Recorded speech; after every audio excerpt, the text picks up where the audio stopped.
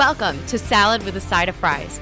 I'm your host, Jen Trepic, talking wellness and weight loss for real life.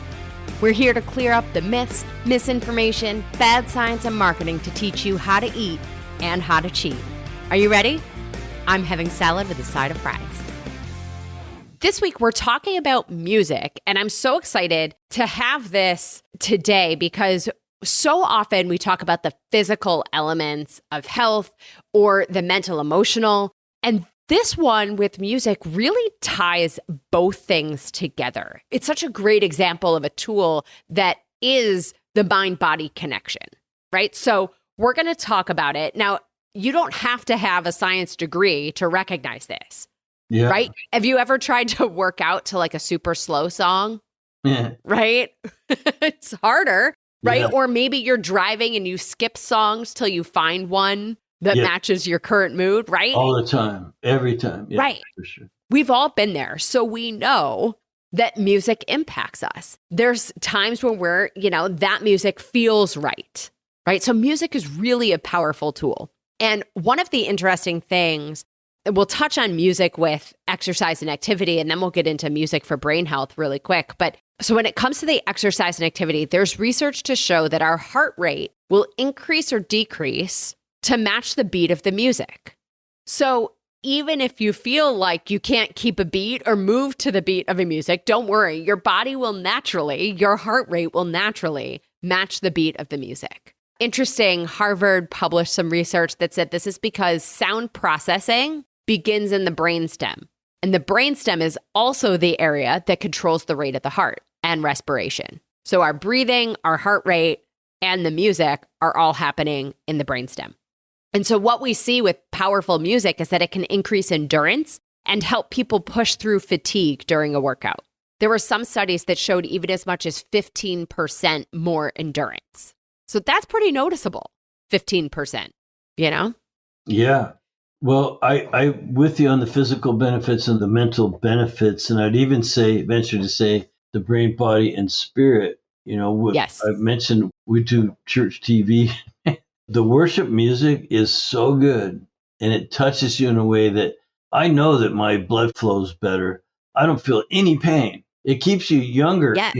If you think about who's having the most fun of all the old people, it's the ones that are still into music. They're listening. They got their foot, and maybe they're up dancing even, and things like that. But I think the way to stay young and healthy and vibrant is to listen to your favorite music as often as you like. I just ordered some new speakers because I want more music down on I have 5 acres. So I'm putting these speakers that look like rocks out in the garden. Yeah.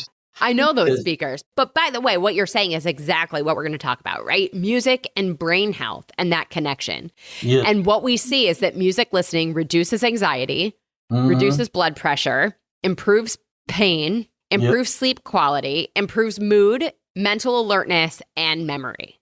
Yeah. Right? And what they see in the research of it, music is a total brain workout. So we think about the way sound travels, right? Remember sound waves, right? So these waves vibrate. They vibrate inside the brain to the auditory nerve. The auditory nerve connects to the brainstem. And then your brain is essentially taking these sensations and reformulating it, putting these sensations back together to make sense of the music, to make sense of the sound. And it doesn't even have to be music, even just nature sounds. People record and play back. I've got this really old, it's right up there. I'm looking at it. It's this old weird box. It was made in like the 1930s. And all it does, and it's got water that flows through it. And it just, you can switch to different channels, the wind, water, crickets, different things. Yes. And it gets inside you and you don't even know it's on, but somehow you're happy. Right? So here's how it works. Johns Hopkins described it as structural, mathematical, and architectural.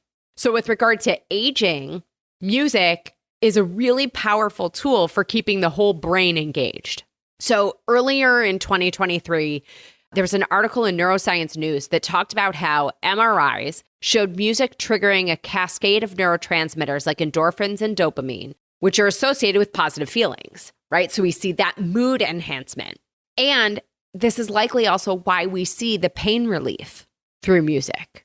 So Yeah. Larry Sherman is a neuroscience professor at Oregon National Primate Research Center. So he says the act of practicing music can help generate neurons, strengthen the connections between brain cells called synapses, and rebuild the myelin sheaths that enable transmission of electrical signals between cells. I mean, this is powerful Very from powerful. doing something that we enjoy anyway, right? Fantastic. Digging deeper into it.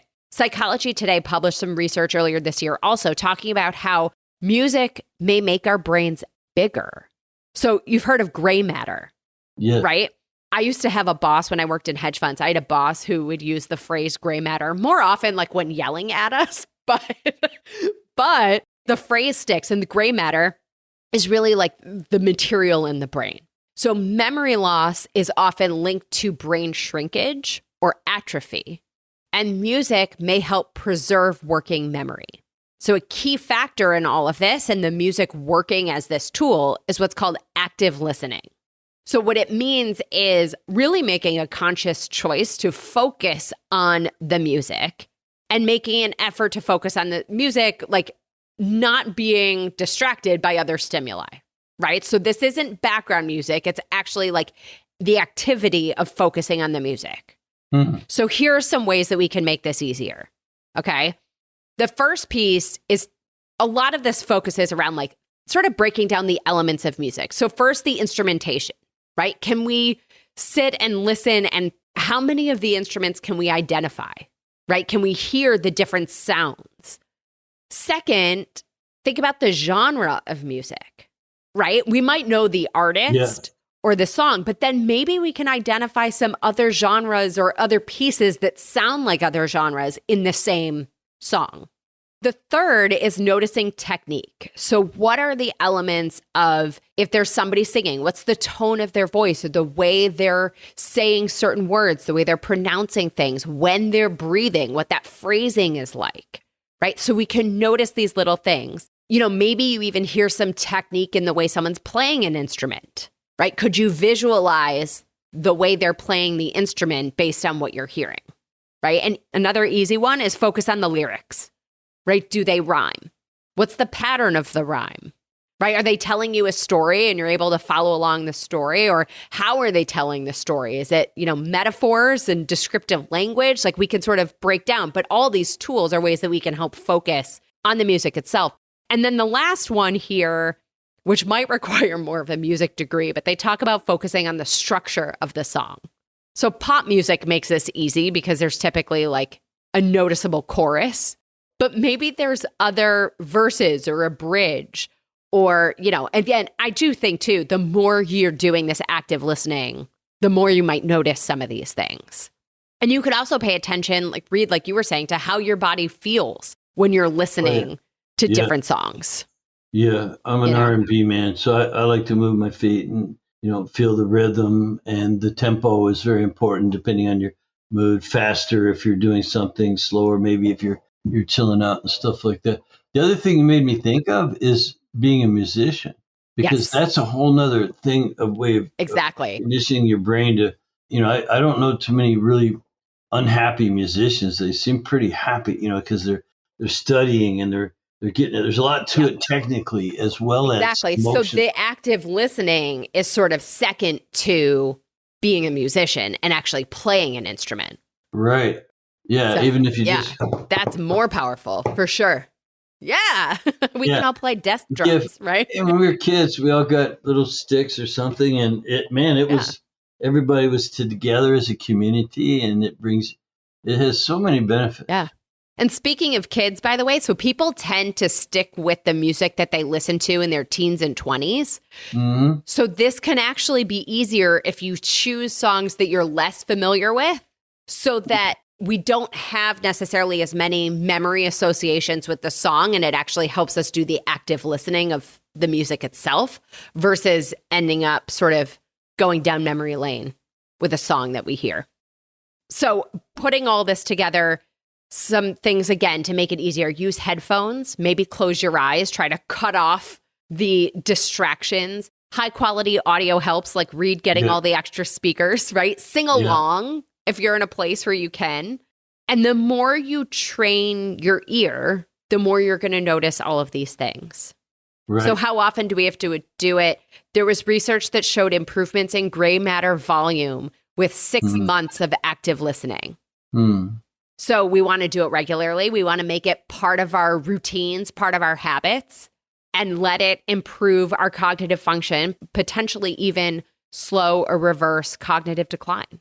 Yeah, that's true. I've seen the research on that, and it's good. It's a lot of fun. Yeah.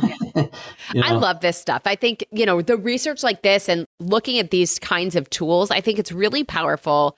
And to me is the real traditional medicine, right? It shows us the power of tools that have been around far longer than pharmaceuticals. Like drum circles, the drumming circles and things that is very healing.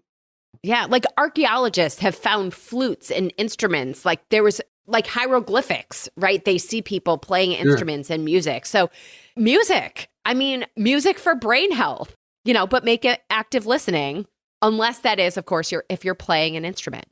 So Reed, anything else to add? Well, I'm turned on. I think it's fantastic. Just keep doing what you're doing and bring up these interesting topics, and it helps people, and it'll resonate with a wider audience the more diverse you make that. And so you keep up the great work. Thank you so much. As always, everybody, I'm your host, Jen Trepeck. Connect with me on Instagram or all social media. I am at Jen Trepeck, JENNTREPECK. Website is asaladwithasideofries.com. Pick your platform, send a message. I want to hear from you, your questions, your ideas, your takeaways. Let us know how we can better support you. This is also the easiest way to learn more about working with me as your health coach. Reed Davis, thank you again for being here. Thank you very much, Jen. Much appreciated. Likewise. And friend, if you are not already a member, join our membership program by going to glow.fm/salad with a side of fries. This shows your support for this podcast, this community, and most importantly, supports your health. You'll get this week's recipe for the healthy sweet potato casserole. Well, friends, that's it for today's episode of Salad with a Side of Fries. Congratulations for making yourself and your health a priority. Thanks so much for joining us. Be sure to click subscribe or follow on your favorite podcast platform. Share us with a friend, and we'll be back next week. Always remember, you deserve it, and you are worth it. Happy healthy.